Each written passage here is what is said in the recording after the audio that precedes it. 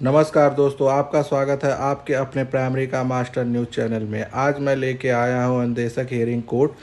Doctor AP Singh ने बताया कि क्या हुआ कोर्ट में और क्या उन्होंने अपने दलीलें रखी।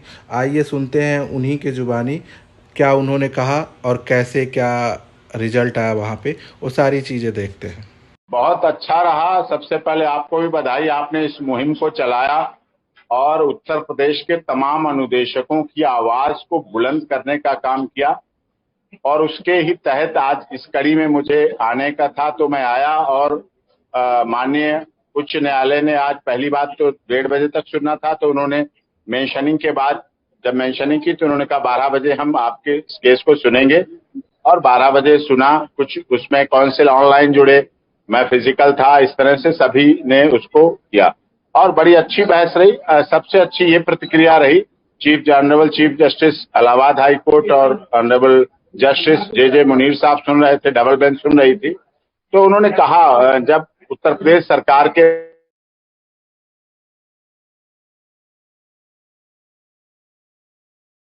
से होगा, तो उन्होंने इस बात को कहा कि अगर ऐसा है तो क्या आप उत्तर प्रदेश सरकार के होने के नाते क्या आप माननीय सर्वोच्च न्यायालय में गए हैं? क्या आपने वहां याचिका लगाई है फंड की व्यवस्था के लिए? और फंड की व्यवस्था की कोई कमी नहीं होना चाहिए। 60% केंद्र सरकार देता है, यूनियन ऑफ इंडिया देता है, 40% स्टेट को देना होता है। और जब सिंगल बेंच कर चुकी है आदेश, जब सिंगल बेंच कह चुकी है 7,000 रुपए शोषण है अनुदेशकों का, और आप शिक्षा को सर्वोपरि मानते हैं, तो शिक्षा को सर्वोपरि कैसे मानेंगे? शिक्षा देने वाले अनुदेशकों के घर नहीं चल पाएंगे, उनके घर में रोटी नहीं आ पाएगी, उनको आने जाने के लिए कन्वेंस नहीं मिल पाएगी, उनके बच्चों की भूख नहीं मिट पाएगी, उनके माता पिता को दवा नहीं मिल पाएगी।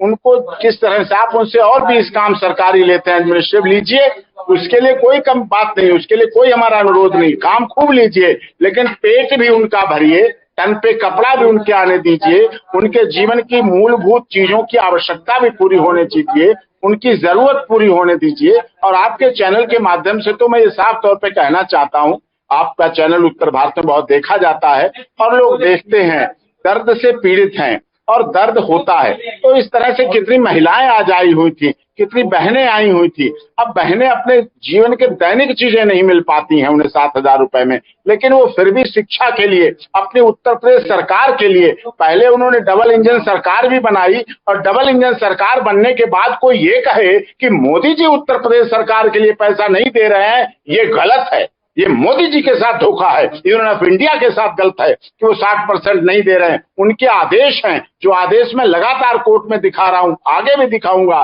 उसमें साफ तौर पे है कि 17,000 आप दीजिए, वो फंड दे रहे हैं, वो अनुदान दे रहे हैं, पैसे दे रहे हैं। एक तरफ वही शिक्षक आपसे 1,00,000 रुपए लेता है और शिक्षा देता है, एक तरफ वही शिक्षा का प्रतिरूप 7,000 रुपए दे के आप करा रहे हैं। ये कैसी मानसिकता है, ये कैसी सोच है, ये कैसी विचारधारा है, ये कैसा आपका भाव है, ये कैसे आप इस देश के अपने नागरिकों के लिए, उत्तर प्रदेश के नागरिकों के लिए कैसी भावना रखते हैं?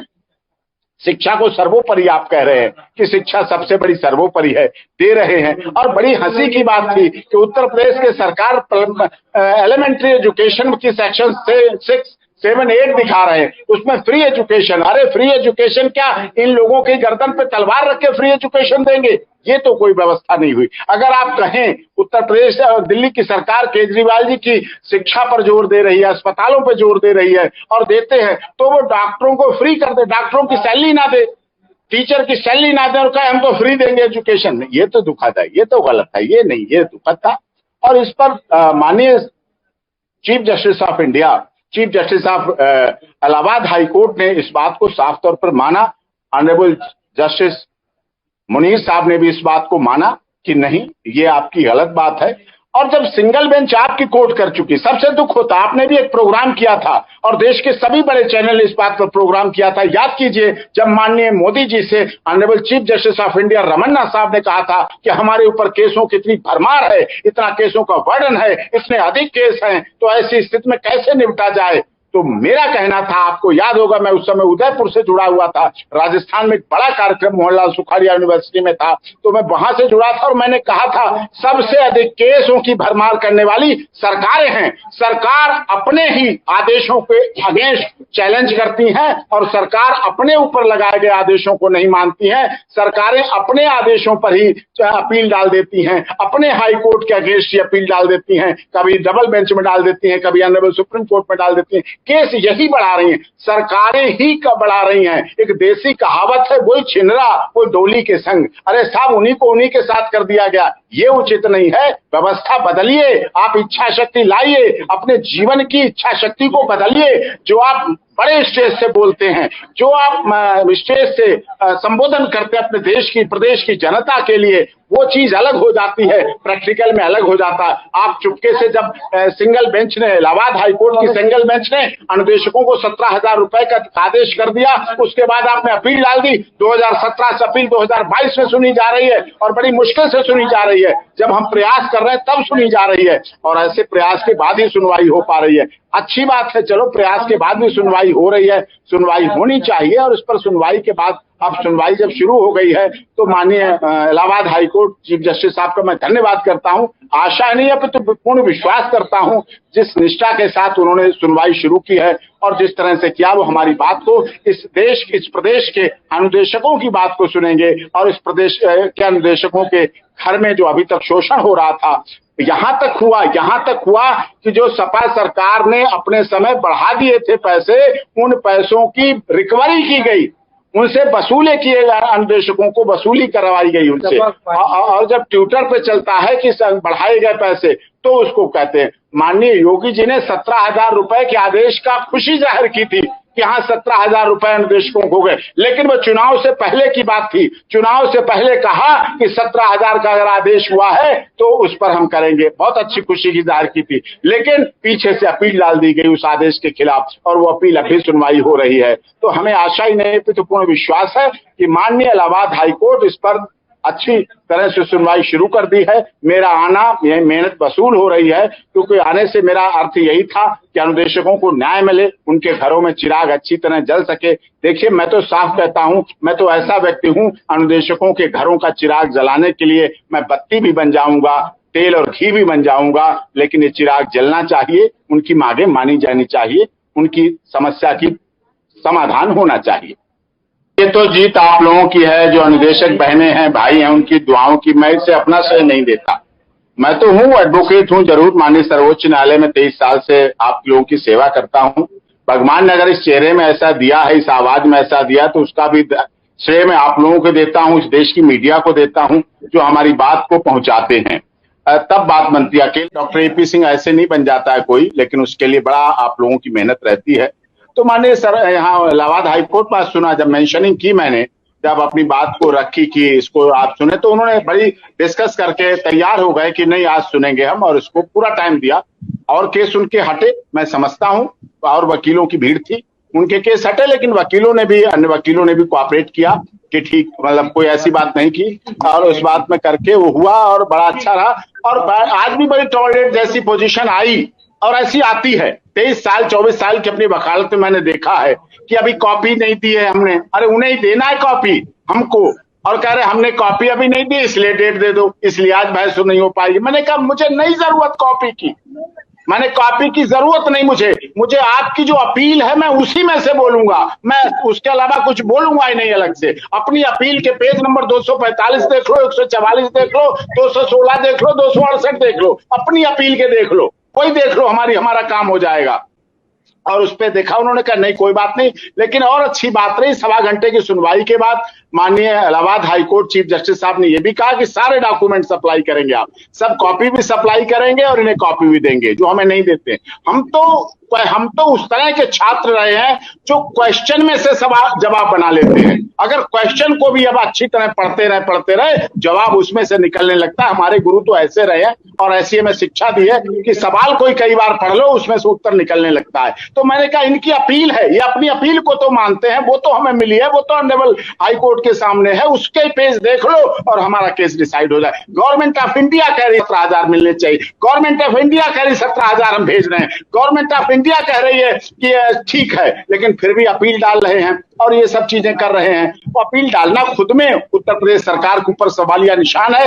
और ये मैं समझता हूं ये माननीय योगी जी को उनके जो सलाहकार मंडल के लोग हैं वो पूरी सलाह नहीं, योगी जी बहुत अच्छे व्यक्ति है, माननीय मोदी जी भी बहुत अच्छे व्यक्ति हैं, उनके जीवन में शिक्षा का अभाव रहा। आज भी माननीय मोदी जी के जीवन में शिक्षा पर सवाल खड़े किए जाते हैं, इसका मतलब शिक्षा के क्षेत्र में उनकी कमी रही। माननीय योगी जी की शिक्षा के जीवन में उनके व्यक्तिगत रहे, लेकिन वो नहीं चाहते उनके शासनकाल में, उनके राजकाल में इस देश का, इस प्रदेश का छात्र कोई फिर ऐसा रह जाए कि उसके शिक्षा पर सवालिया निशान लगे, उसकी डिग्री जांच की जाए, उसकी डिग्रियों की पूछताछ हो। वो नहीं चाहते कि हमारे इस आजाद भारत के जब हम 75 वर्ष स्वर्णिम अवसर मना रहे हैं, अमृत महोत्सव मना रहे हैं शिक्षा अपने आजादी का, 75 वर्ष का अमृत महोत्सव क्या शिक्षा के बिना पूरा हो पाएगा? अगर हम अनुदेशकों को उनके जीवन यापन के लिए, वो 1 लाख नहीं, जीवन यापन तो 1 लाख, 1.5 लाख, 2 लाख में भी नहीं हो पाता है, लेकिन वो तो 17,000 रुपए मूलभूत अपना आवश्यकता के आधार पर चलाने के लिए कर रहे हैं, उसकी पूर्ति के लिए कर रहे हैं। उसके लिए भी सरकार ने अपील डाल दी है, दुखद था। और मुझे लगा इस बात को माननीय योगी जी और उत्तर प्रदेश के शिक्षा मंत्री तक बात पहुंचेगी, बेसिक शिक्षा सेक्रेटरी तक पहुंचेगी, और मुझे अगर आप लोग पहुंचा सके तो उन्हें तो अपील वापस लेना चाहिए सोमवार को, उन्हें अपील विद एक्सक्यूज वापस लेना चाहिए, साहब गलत मैंने डाल दी और निदेशकों को 17,000 मिलना चाहिए। लेकिन हो सकता है ऐसा ना भी करें, तो उसके लिए हम तैयार हैं, हम उस संघर्ष की बेड़ा में घुस चुके हैं और निश्चित तौर पर यह ऐसा होगा। और अनुदेशकों की आवाज है, ये 30,000 अनुदेशकों की बात नहीं है, एक अनुदेशक से जुड़े हुए 10-12 परिवार के लोग होते हैं। अब आप कहें अगर सरकार कहे नहीं जुड़े होते हैं, तो ऐसे में बता रहा हूं एक सामाजिक प्रथा है, किसी बेटा बेटी की शादी होती, चाहे गरीब हो चाहे अमीर हो साहब, 300-400 लोग इकट्ठे हो जाते हैं ना उसके शादी विवाह में, इसका मतलब उसका सामाजिक जीवन है ना, उसका सामाजिक भाईचारा है ना, उससे जुड़े हुए लोग है ना 300-400 लोग। और जब किसी व्यक्ति की गरीब हो अमीर हो मौत होती है तो उसके घर में 200-300 लोग पहुंचते हैं ना, 10वां 13वीं से अंतिम संस्कार तक पहुंचते हैं। इसका मतलब एक व्यक्ति से, मैंने आंकड़े रखे हैं, कैलिफोर्निया यूनिवर्सिटी में लॉ पे बड़ा कॉन्फ्रेंस था, तो कैसे क्राइम शुरू होता उस पर था, विषय अलग था, लेकिन लोगों के जुड़ान का था। मैंने कहा अगर समाज चाहे तो व्यक्ति को बदल सकता है, तो उन्होंने कहा कैसे, क्वेश्चन किया गया, वहां इंटरनेशनल सेमिनार था। मैंने कहा हमारे इंडिया में एक व्यक्ति से 200-300 लोग जुड़े होते हैं, तो वो दबाव दें तो प्रेशर हो सकता है। तो इसी तरह अनुदेशकों से भी उनके 200-300 लोग जुड़े होते हैं, तो माननीय योगी जी को भी ये सांत्वना होना चाहिए कि इस प्रदेश के करोड़ों लोग इससे प्रभावित हैं, और ये अनुदेशकों की बात अगर मानी जाएगी, उनको मूलभूत सुविधाओं के लिए 17,000 कोई बहुत बड़ी चीज नहीं है। आप सोचिए ब्रेन ड्रेन क्यों हो रहा है। मैं एक और विषय की बात कर रहा हूं, हमारे प्रदेश के लोग, हमारे देश को लोग यूएस में हैं, कनाडा मिनी इंडिया बन चुका है। क्यों कनाडा मिनी इंडिया बन चुका है? वहां के संसाधन बढ़ रहे हैं, वहां की सरकारें, बढ़ा कौन रहा है?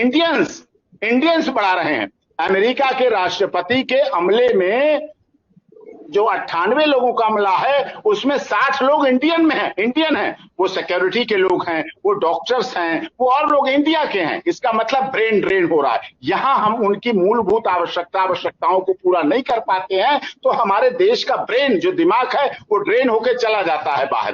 तो उत्तर प्रदेश के माननीय योगी जी जब व्यापार को बुला रहे हैं, जब उत्तर प्रदेश को उत्तम प्रदेश बना रहे हैं, अच्छा प्रदेश बना रहे हैं, तो शिक्षा के क्षेत्र में भी अनुदेशकों की मांग को मानना चाहिए, उनकी भावनाओं को समझना चाहिए, उनके विचारों को समझना चाहिए। और जहां पर सरकार गड़बड़ करती है, जब भी सरकार का बैलेंस थोड़ा डगमगाता है, तो हमारे प्रदेश की माननीय हाई कोर्ट हो चाहे देश की सर्वोच्च न्यायालय हो, उस पर बैलेंस बनाती है। और आपने देखा अभी कल में सर्वोच्च न्यायालय ने सेडेशन, देशद्रोह पे जब देश डगमगाया, जब देश ने बात की कि देशद्रोह का मिसयूज हो रहा है, दुरुपयोग शुरू हुआ तो माननीय सर्वोच्च न्यायालय ने देशद्रोह पर रोक लगाकर एफआईआर पर बेल शुरू करा के बड़ा 5 पॉइंट दिए। आपने देखा, हम भी याचिका करता थे, उसमें हमारी भी मांग थी कि देशद्रोह खत्म होना चाहिए, क्योंकि कारण क्या था, सर्वोच्च न्यायालय बैलेंस बनाता है।